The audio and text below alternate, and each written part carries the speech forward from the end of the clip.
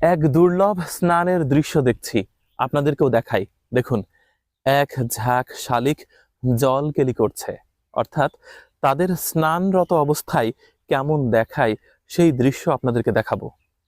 একটি বিখ্যাত ছন্দ আছে, স্নানের জলে যদি থাকে প্রফুল্লতা, শরীরে আসবে পবিত্রতা, মনে থাকবে না ব্যথা। দেখুন, এদের স্নান করা দৃশ্য দেখে সত্যিই আপ্লুত হতে হয়। কি চমৎকার ব্যাপার! নাওয়া খাওয়া বলে একটি শব্দ আছে, সেটি বোধহয় প্রত্যেকটি প্রাণীর বেলায় সই।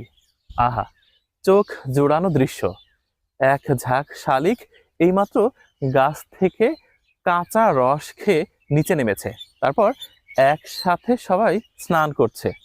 প্রচন্ড ঠান্ডা পানি, তার মধ্যেই সবাই স্নানরত অবস্থায় আছে। এত হাড় কাঁপানো ঠান্ডা চুয়াডাঙ্গায় যে আমি জানি না আজকের দিনে কয়টা মানুষ স্নান করবে।